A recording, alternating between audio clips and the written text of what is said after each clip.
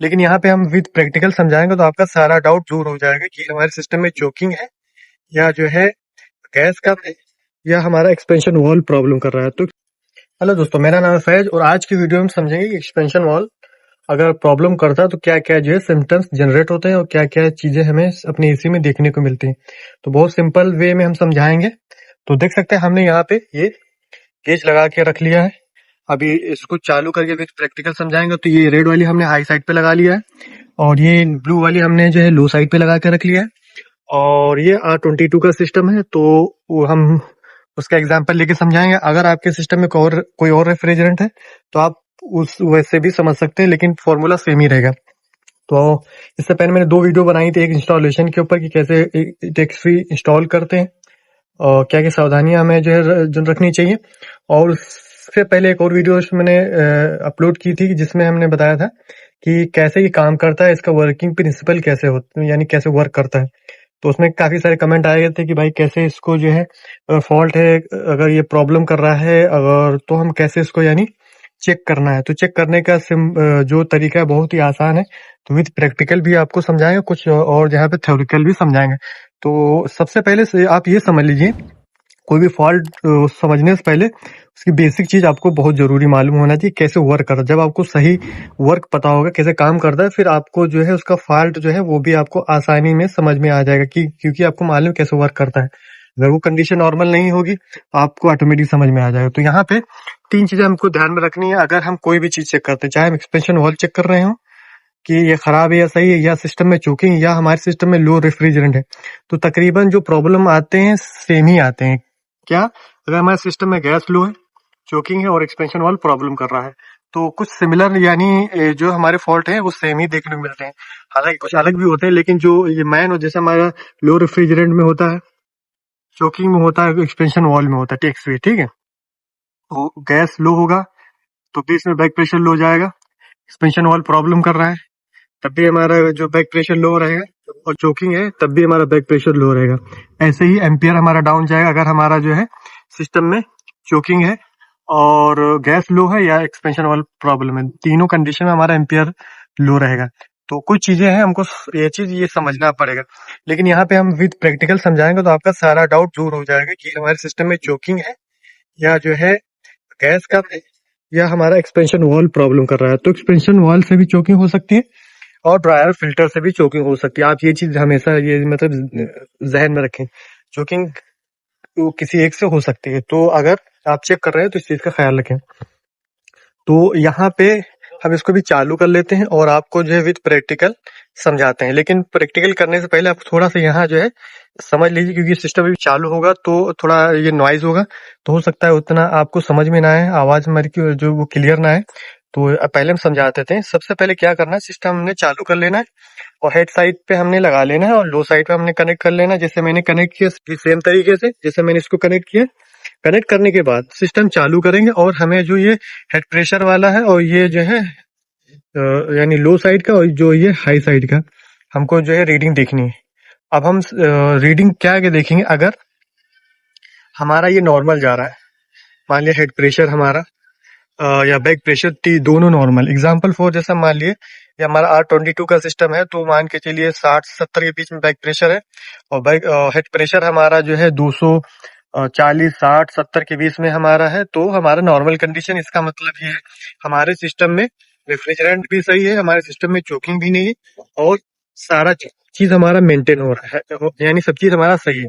अगर ये कंडीशन यानी हेड प्रेशर बैक प्रेशर दोनों हमारा नॉर्मल है, ठीक है। हाँ, अगर इन केस एम्पियर हमारे अनबैलेंस है तो फिर कोई और चीज प्रॉब्लम हो सकता है कंप्रेसर का प्रॉब्लम हो, कोई और चीज का प्रॉब्लम हो, लेकिन हमारा जो मैकेनिकल सिस्टम है वो सही है, यानी बैक प्रेशर और हेड प्रेशर अगर हमारा दोनों सही है, ठीक। एक चीज होगी। दूसरी चीज क्या होगी, अगर हमारा बैक प्रेशर डाउन जा रहा है और हेड प्रेशर ऊपर जा रहा है तो इसका मतलब हमारे सिस्टम में कहीं ना कहीं चोकिंग है, क्योंकि बैक प्रेशर डाउन जाएगा और हेड प्रेशर ऊपर जाएगा, इसका मतलब रेफ्रिजरेंट तो सही है लेकिन कहीं ना कहीं गैस फंस रही है जिसकी वजह से हमारा बैक प्रेशर डाउन जा रहा है और हेड प्रेशर ऊपर जा रहा है, जब ये चलेगा, ठीक है। तीसरी कंडीशन क्या हुई कि अगर हमारा बैक प्रेशर ऊपर जा रहा है और हेड प्रेशर भी ऊपर जा रहा है, दोनों ऊपर जा रहे हैं, तो इसका मतलब हमारे सिस्टम में कहीं चोकिंग नहीं है।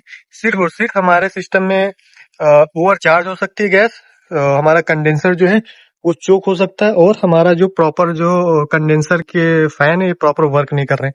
तो ये सिंपल सा, यानी अगर हम ये गेज लगा के इतना हम ये चेक कर लेंगे, सिर्फ दोनों रीडिंग ले लेंगे, हाई प्रेशर साइड के, ये लो प्रेशर साइड के, तो हमें ये पूरा फॉल्ट वो क्लियर हमारा हो जाएगा। तो इसको हम चला लेते हैं, आपको दिखाते हैं कि कैसे वर्क करता है। तो अभी आप देख सकते हैं हमारा सिस्टम चालू हो चुका है, ठीक है। हमने इसको जो है बस रीडिंग लेना है, और रीडिंग से हमें सारा एक्चुअल चीज़ है जो हमारा एक्चुअल सिस्टम में क्या चल रहा है हमको जो मालूम हो जाएगा। तो अभी आप देख सकते हैं हमारा जो बैक प्रेशर और हेड प्रेशर हमारा अप्रोक्सीमेटली तकरीबन जो है ये 70 के ऊपर जा रहा है। अभी चलेगा तो और बढ़ सकता है, लेकिन ये अभी 70 के आसपास, और ये हमारा 240 के आसपास चल रहा है हेड प्रेशर। इसका मतलब हमारा हेड प्रेशर के हिसाब से बैक प्रेशर सही, और बैक प्रेशर के हिसाब से हमारा हेड प्रेशर दोनों सही है। इसका मतलब हमारे सिस्टम में रेफ्रिजरेट प्रॉपर चार्ज है, ठीक है। और दूसरी, ना ही हमारे सिस्टम में चोकिंग है, ना ही हमारा जो एक्सपेंशन वॉल्व प्रॉब्लम कर रहा है। अदरवाइज इसके अपोजिट कोई सी भी अगर रीडिंग मिलती है तो इसका मतलब हमारे सिस्टम में कहीं ना कुछ प्रॉब्लम है। एग्जाम्पल जैसे ले लेते हैं, जैसे हमारा ये तो जो है हेड प्रेशर तो बता रहा ज़्यादा, लेकिन हमारा बैक प्रेशर नहीं बता रहा, बैक प्रेशर कम बता रहा है। तो इसका मतलब ये है कि हमारे सिस्टम में कहीं ना कहीं चोकिंग, क्योंकि ये हमारा सिस्टम जो गैस सर्कुलेट करा रहा है, बीच में कहीं से गैस हमारी फंस रही है, इसके वजह से हमारा जो रेफ्रिजरेशन साइकिल है वो मेंटेन नहीं हो पा रहा। तो यानी बैक प्रेशर डाउन है तो हमारे सिस्टम में चोकिंग है, और हेड प्रेशर हाई है और बैक प्रेशर लो है तो सिस्टम में चोकिंग है। अगर दोनों डाउन है, यानी बैक प्रेशर भी डाउन है, हेड प्रेशर भी डाउन है, इसका मतलब हमारे सिस्टम में लो रेफ्रिजरेंट चार्ज है, ठीक है। तो आप जो है ऐसे कर सकते हैं। और तीसरी कंडीशन ये होगी कि हमारा बैक प्रेशर भी हाई है और लो प्रेशर भी हाई है, तो उस कंडीशन में हम ये हो सकता है कि हमारा जो प्रॉपर कंडेंसर फैन है ये काम नहीं कर रहा, या हमारा जो कंडेंसर रेडिएटर है ये हमारा प्रॉपर क्लीन नहीं है, इसके वजह से हमारा हेड प्रेशर बढ़ रहा है। या हो सकता है हमारा मौसम बहुत ज़्यादा गर्म है जिसकी वजह से ये हेड प्रेशर और बैक प्रेशर हमारा बढ़ रहा है, या हमारे रूम का जो लोड है वो बहुत ही ज़्यादा है, अभी भी AC चालू है, टेम्परेचर मेंटेन नहीं हुआ, इसकी वजह से भी हमारा ये बैक प्रेशर और हेड प्रेशर दोनों हाई हो सकता है।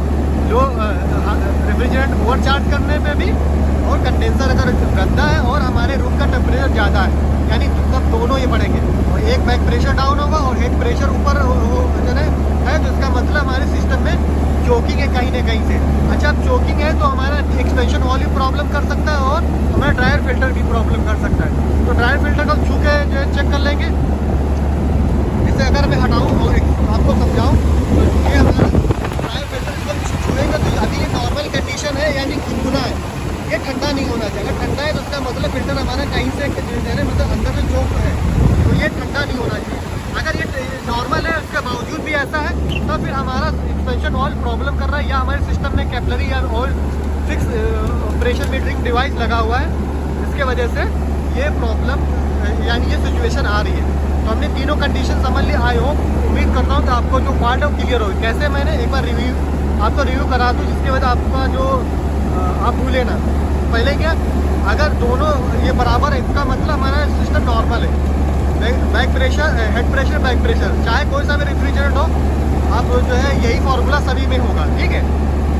अगर back pressure down, head pressure है तो सिस्टम में जो हमारे कहीं से चोकिंग है, तो आप जो फिल्टर, ड्रायर फिल्टर या एक्सपेंशन वाली कैपिलरी वगैरह चेक कर सकते हैं, वहाँ कहीं से आपको चोकिंग मिलेगी।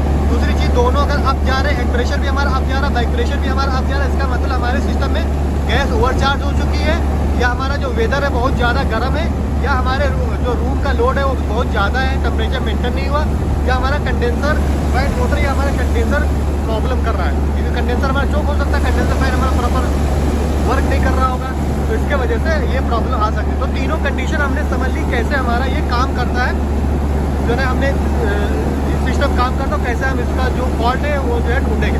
तो बहुत सिंपल वे में मैंने समझाया, अगर एक्सपेंशन वॉल्व हमें चेक करना हो तो साथ में हमने जो रेफ्रिजरेंट का भी ये समझ लिया, और गैस ओवर चार्ज है तब भी हमने समझ लिया। तो ये इसी केस से ही हमने सारा फॉल्ट ढूंढ लिया। तो उम्मीद करता हूँ आपको वीडियो समझ में, आपको हेल्पफुल लगा। अगर कोई डाउट रहेगा तो आप कमेंट करके बता सकते हैं। तब तक के लिए मिलते हैं नेक्स्ट वीडियो में। और हाँ, अगर आपने वीडियो जो है पहली वाली नहीं देखी है, एक्सपेंशन वॉल्व कैसे इंस्टॉल करते हैं और एक्सपेंशन वॉल्व कैसे वर्क करता है, वो आप जा करके वो जो है देख सकते हैं। तब तक के लिए मिलते हैं नेक्स्ट वीडियो में।